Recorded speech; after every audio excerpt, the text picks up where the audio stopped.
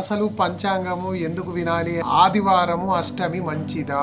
మరి అష్టమి దేనికి పనిచేస్తుంది? గురుభ్యో నమః. అసలు పంచాంగము ఎందుకు వినాలి అని అందరికి ఒక సందేహము. మన ఆయుష్ పెంపొందాలి అంటే పంచాంగం వినాలి. గోవులను దానం చేసిన ఫలితం రావాలి అంటే పంచాంగం వినాలి. సో మనకు అనేక ఫలితాలు ఉన్నాయి. అట్లాంటి పంచాంగాన్ని మనం ఈరోజు తెలుసుకునే ప్రయత్నం చేద్దాం. ఈరోజు 31 ఆగస్టు 2025 ఆదివారము. ఈరోజు విశ్వావసు నామ సంవత్సరము, దక్షిణాయనము, వర్ష ఋతువు, అష్టమి తిథి, అనురాధ నక్షత్రము, వైద్యుతి యోగము, భద్రకరణము ఈరోజు ఉన్నటువంటి విషయం. ఆదివారము అష్టమి మంచిదా?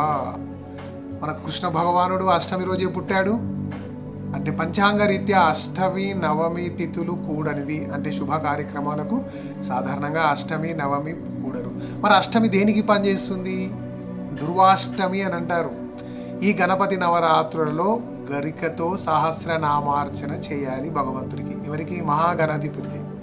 గణపతి శీర్షం చదవాలి. ఈరోజు గణపతికి హవనం చేస్తే బాగుంటుంది. హోమం వినాయక చవితి నవరాత్రుల్లో ఈ హవనం చేయొచ్చు. ఇట్లాంటివి చేస్తే బాగుంటుంది. ఇంకా రాధాష్టమి అని కూడా చెప్తూ ఉంటారు.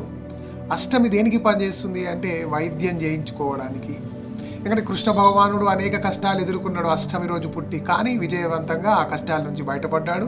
చరక సంహిత ప్రకారం మనం ఏంటంటే మనము అష్టమి రోజు కనుక వైద్యాన్ని చేయించుకుంటే మన ఆరోగ్యం మెరుగవుతుంది. ఆరోగ్యం కోసం అష్టమి రోజు మనం వైద్యం చేయించుకోవచ్చు అని చరక సంహిత చెబుతుంది. మరిన్ని విషయాలు మరొక ఎపిసోడ్లో తెలుసుకుందాము.